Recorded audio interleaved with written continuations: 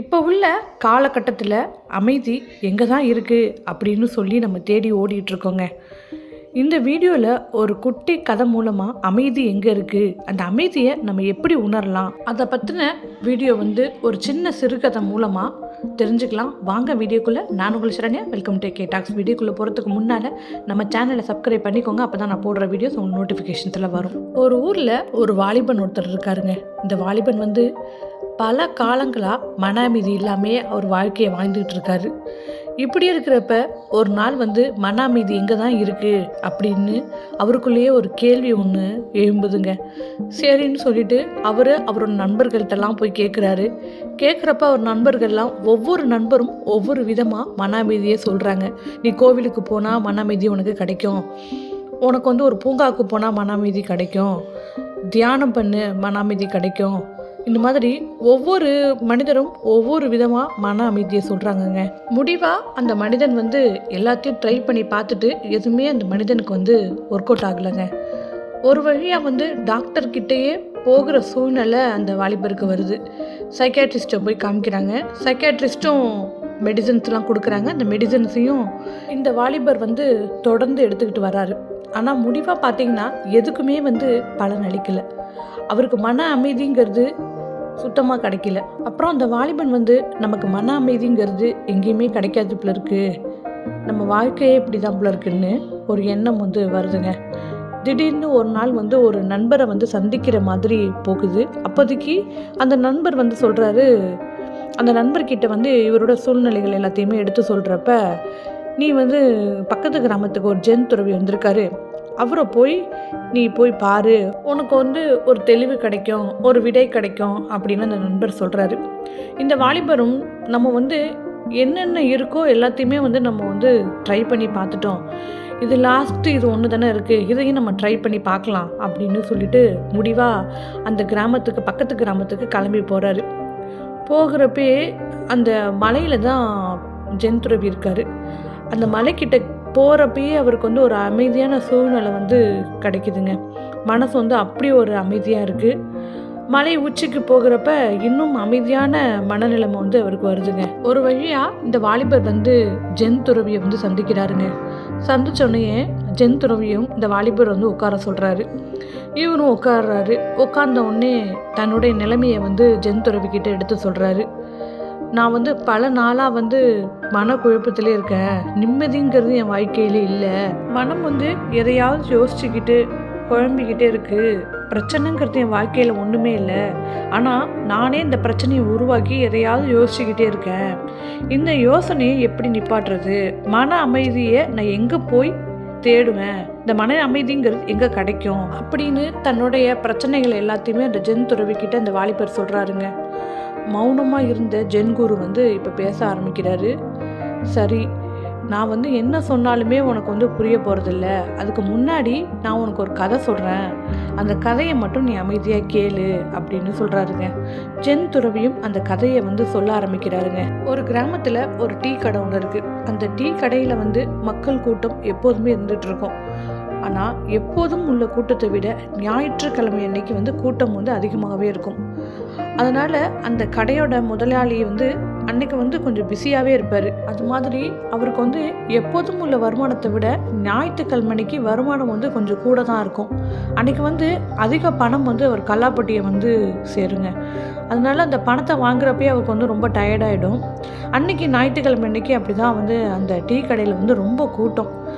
அந்த பணத்தை வாங்கி வாங்கி போடுறதுலேயே அவருக்கு தலைவலி வந்துடுது. இப்படி தலைவலி வரப்போ என்ன ஆகுதுன்னா, அந்த டீ கடைக்காரர் தான் கிட்ட வேலை செய்கிற ஒரு தொழிலாளி கூப்பிட்டு அந்த கல்லால் உட்கார வைக்கிறாரு. உட்கார வச்சுட்டு, எனக்கு ரொம்ப தலைவலியாக இருக்குது, செத்த நான் நடந்து வாக்கிங் மாதிரி போகிறேன் அப்படின்னு சொல்லிட்டு வெளியில் வந்துடுறாருங்க. வெளியில் கொஞ்சம் தூரம் நடக்கிறாரு. அதே தெரு முனையில் ஒரு மெடிக்கல் ஷாப் இருக்குது, அதாவது ஒரு மருந்து கடை இருக்குது. அந்த மருந்து கடையில் போய் எப்போதும் தலைவலி அந்த மருந்து கடைக்கு தான் வருவார். இப்போ இந்த மெடிக்கல் ஷாப்பில் தலைவலிக்குதுன்னு சொன்னோன்னே அங்கே வேலை செய்கிறவரும் ஒரு தலைவலி மாத்திரை எடுத்து கொடுக்குறாருங்க. அந்த மாத்திரையை சாப்பிட்ட உடனே அவருக்கு அப்படியே ஒரு ரிலாக்ஸேஷன் கிடைக்கிது.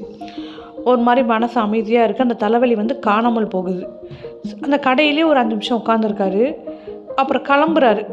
5 நிமிஷம் உட்காந்த பிறகு கிளம்புறப்ப தான் வந்து ஒன்று நோட் பண்ணுறாரு. கடையில் ஓனரை காணும். உடனே அந்த கடையில் வேலை செய்கிறவரை கூப்பிட்டு கேட்குறாரு, கடையில் உள்ள ஓனர் எங்கே அப்படின்னு சொல்லி கூப்பிட்டு கேட்குறாரு. உடனே வேலை பார்க்குற ஆள் சொல்கிறாரு, காலையிலேருந்து வந்து இங்கேயும் செம்ம கூட்டம், அந்த கூட்டத்தால் அவரால் சமாளிக்க முடியல. அவருக்கு வந்து காலையிலேருந்து தலைவலின்னு தான் சொல்லிகிட்டு இருந்தார். ஆனால் அவருக்கு எப்போல்லாம் தலைவலி வருதோ உங்கள் கடைக்கு தான் நடந்து வருவார். நடந்து வந்து உங்கள் கடையில் சூடாக ஒரு டீ குடித்தா போதும், அவருக்கு வந்து தலைவலி உடனே காணாமல் போயிடும் அப்படின்னு இவர் சொல்கிறாரு.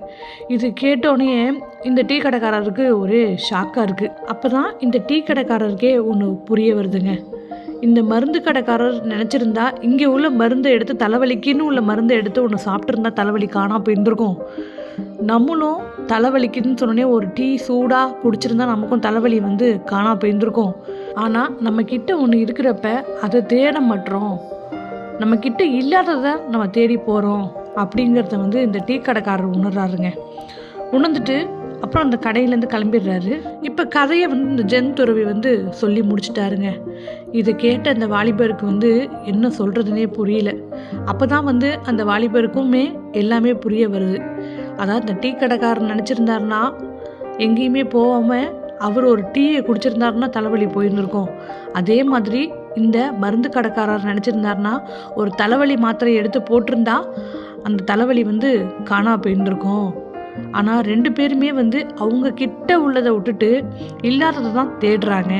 அப்போ தான் அந்த வாலிபருக்குமே வந்து ஒன்று புரிய வருதுங்க. நம்மளும் இப்படி தானே இருந்தோம், மன அமைதிங்கிறது நம்ம கிட்ட தான் இருக்குது. அதை விட்டுட்டு நம்ம டாக்டரை போய் பார்க்குறது, கோவிலுக்கு போகிறது, பார்க்குக்கு போகிறது, இந்த மாதிரி டிவி பார்க்குறதுன்னு சொல்லி நம்ம யார் என்னென்ன சொன்னாங்களோ எல்லாத்தையுமே செஞ்சோமே அப்படின்னு சொல்லிட்டு இந்த வாலிபருக்குமே அப்போ தாங்க புரிய வருது. இந்த கதை மூலமாக வந்து நம்ம ஒன்று தாங்க தெரிஞ்சுக்கலாம். என்னென்னா மன அமைதிங்கிறது எங்கேயுமே இல்லைங்க, நமக்குள்ளே தாங்க இருக்குது, நம்ம இதயத்தில் இருக்குது, நம்ம மனசில் இருக்குது இந்த மன அமைதிங்கிறது. அதை உணரணும். அதை உணர்ந்தால் நமக்கு வந்து மன அமைதி வந்து கிடைக்குங்க. எப்போ வந்து உணரலாம் அப்படின்னா நம்ம வந்து தனிமையில் இருக்கணுங்க. தனிமையில் இருக்கணும்னா நம்மளை வந்து நம்ம வந்து நல்லா புரிஞ்சுக்கணும். நம்மளை பற்றி வந்து நம்ம நல்லாவே தெரிஞ்சு வச்சுருக்கணுங்க. அப்படி தெரிஞ்சு வச்சுருக்கிறப்ப நமக்கு வந்து மன அமைதியானது கொஞ்சம் கிடைக்குங்க. நமக்கு வந்து வாழ்க்கையில் ஏதாவது ஒரு விஷயம் கிடச்சிட்டுனா அதோட அந்த மனசு வந்து விட்டுறாதுங்க. ஒரு விஷயத்துக்காக நம்ம ஏங்கி நிற்போம், அந்த விஷயம் கிடச்சிதுன்னா அதோட அந்த மனசு நிற்காது. அதுக்கு அடுத்து இன்னும் வந்து எதிர்பார்க்கும். அதுக்கு அடுத்ததும் நமக்கு வந்து கிடச்சிதுன்னா அதுவும் நமக்கு வந்து பத்தாதுங்க. அதுக்கப்புறமும் நம்ம மனசு வந்து எதிர்பார்க்குங்க. இப்படி வந்து எதிர்பார்ப்புகள் இருக்கிறதுனாலையும் நமக்கு வந்து மன அமைதியானது கிடைக்காதுங்க. எதிர்பார்ப்புகள் மட்டும் இல்லைங்க, நம்ம வந்து ஒரு விஷயத்தை நோக்கி தொடர்ந்து வந்து ஓடிக்கிட்டே இருப்போங்க. அந்த விஷயம் வந்து நமக்கு கிடைச்சாலுமே அதுக்கு அடுத்தபடியாக ஒரு விஷயம் நமக்கு நடக்கணும்னு சொல்லி நம்ம கிட்ட உள்ளதை நம்ம வந்து இப்படி ஓடுறது மூலமாக நம்ம வந்து இழந்துடுறோங்க. இந்த கதை மூலமாக உணர்த்துறது ஒன்று தாங்க, நம்ம கிட்ட உள்ளதை வந்து வச்சுக்கிட்டு நம்ம மன நிறைவோடு வாழ்ந்தாலே போதுங்க.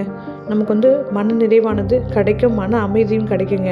அதாவது நமக்கு வந்து திருப்தி இருக்கணுங்க. அந்த திருப்தி இருக்கணும். திருப்தி இல்லாத பட்சத்தில் நமக்கு வந்து மன அமைதியானது நம்ம எங்கே தேடினாலுமே கிடைக்காதுங்க. கடைசியில் நம்ம ஒன்றே தாங்க தெரிஞ்சுக்கணும், மன அமைதிங்கிறது எங்கேயுமே இல்லை. மன அமைதிங்கிறது நம்ம கிட்ட தான் இருக்குது, நம்ம மனசில் தான் இருக்குது, நம்ம இதயத்தில் தான் இருக்குது. இதை தெரிஞ்சு நம்ம வாழ்க்கையில் நல்லபடியாக வாழ்ந்தாலே நமக்கு வந்து மன அமைதியை சுலபமாக நம்ம வாழ்க்கையில் ஈட்டிடலாங்க. இது வரைக்குமே இந்த வீடியோவை பொறுமையாக பார்த்தவங்க எல்லாருக்குமே கோடான கோடி நன்றிகள். இந்த ஜென் கதை உங்களுக்கு ரொம்ப பிடிச்சிருந்துச்சுன்னா வீடியோக்கு ஒரு லைக் கொடுங்க. அண்ட் உங்கள் ஃப்ரெண்ட்ஸ் அண்ட் ஃபேமிலிக்கு இந்த வீடியோவை ஷேர் பண்ணுங்கள். சேனலையும் அப்படியே சப்ஸ்கிரைப் பண்ணுங்கள். தேங்க்யூ.